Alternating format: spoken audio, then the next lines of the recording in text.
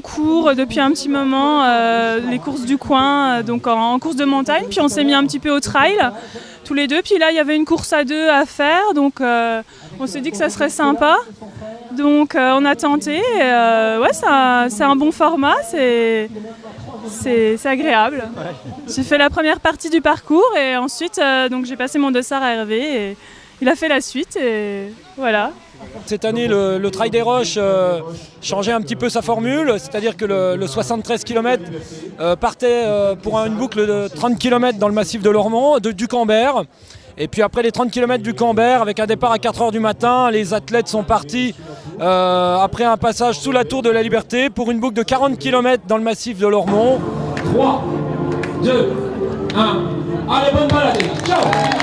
Là maintenant à 10h va partir le 19 km où pour la première fois depuis l'histoire, la 11e édition du Trail des Roches, le 19 km, le fameux 19 km partira ce coup-ci dans le massif de Lormont pour la première fois avec la fameuse montée du Schlitter, un petit peu de la crête et puis ensuite pour redescendre sur les Molières, remonter par la Roche des Fées avec les superbes vues qu'on peut avoir sur Saint-Dié pour revenir ici pour les meilleurs au bout d'une heure et demie.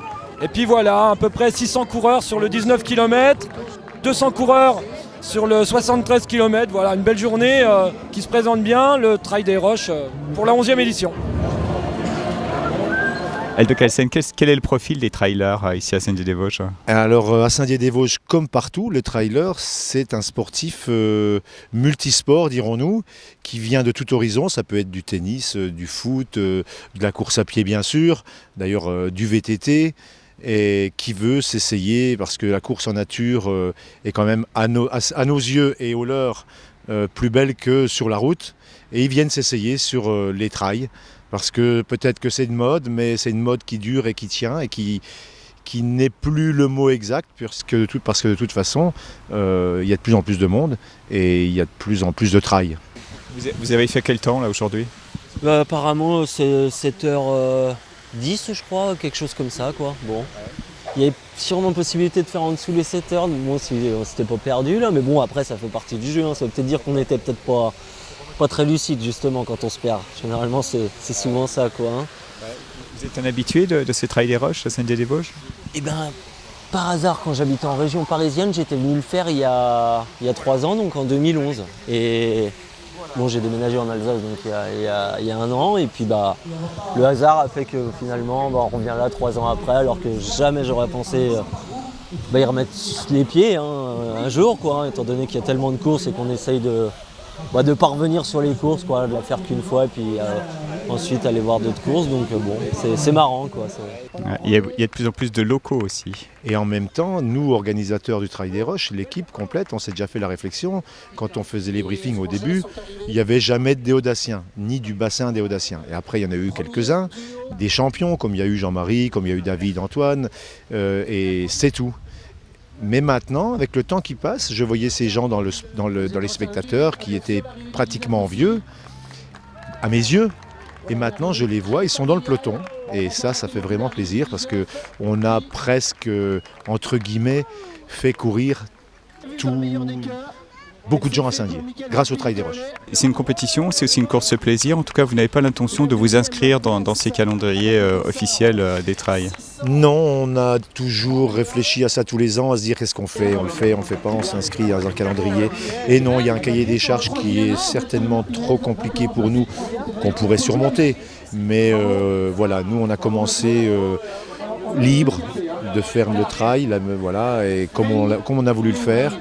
Et on veut s'inscrire dans rien. On ne veut pas avoir affaire à des contraintes administratives supplémentaires qui sont déjà bien assez lourdes comme ça.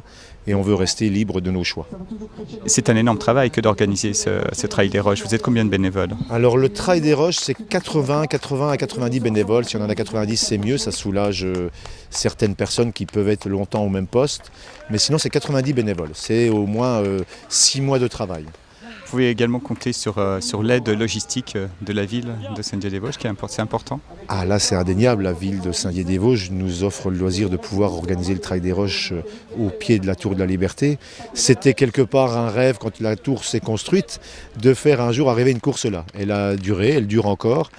Et la municipalité nous prête tous les locaux, la salle Copernic, anciennement la piscine, maintenant les douches d'un gymnase local, les salles pour faire à manger et pour recevoir le public pour les nourrir.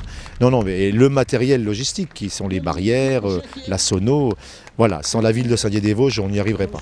Ça s'est plutôt bien passé. J'ai beaucoup apprécié le parcours avec le terrain très très meuble et le superbe petit sentier. Donc je reviendrai volontiers à Saint-Dié, alors peut-être avec plus d'ambition, mais en tout cas cette épreuve-ci est superbe et je ramènerai volontiers du monde. Ouais, ce Trail des Roches fait partie maintenant intégralement du calendrier des grands rendez-vous à Saint-Dié-des-Vosges, en Déodacie et puis dans l'est de la France. Oui, de l'est de la France, même plus, dirons-nous, parce qu'il y a des Suisses, des Allemands, des Belges, des Parisiens. Voilà, même des Grenoblois qui sont venus. Bon, c'est le Grand Est, mais Paris, c'est devenu presque l'Ouest. Donc voilà, c'est vraiment, on est très connus. On a à peu près 100 participants tous les ans en plus. Là, cette année, on va être 800. On est 800 parce que le deuxième départ a été donné. Et c'est ça, c'est une épreuve remarquable et qui dure. Et puis aussi, elle durera d'autant plus que nous sommes dans un environnement absolument fantastique avec 3 massifs, donc ce qui permet de se renouveler chaque année si on veut.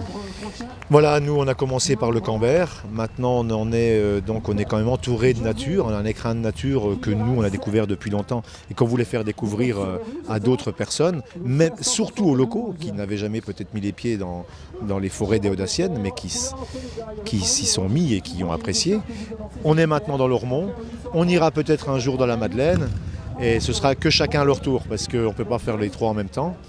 Ce Trail des Roches, c'est une fois dans l'année. Est-ce qu'on peut imaginer que le parcours soit balisé de manière pérenne afin que chacun puisse s'entraîner tout au long de l'année ? Alors nous, organisateurs, on en parle souvent à chaque débriefing et c'est vrai qu'on aimerait que, comme le fameux Tour du Camber que tous les déodaciens connaissent, on aimerait que le Trail des Roches soit balisé en permanence par les clubs vosgiens ou les organismes décideurs. Et ça, ce serait vraiment pour nous une grande fierté. Et là, le tourisme local pourrait venir, ou le touriste pourrait venir s'entraîner perpétuellement et venir à Saint-Dié pour venir faire le tour du Trail des Roches, quoi. C'est quand même 73 km, ça ne se fait pas comme ça d'un coup, de cuillère à peau. Donc ce serait très bien.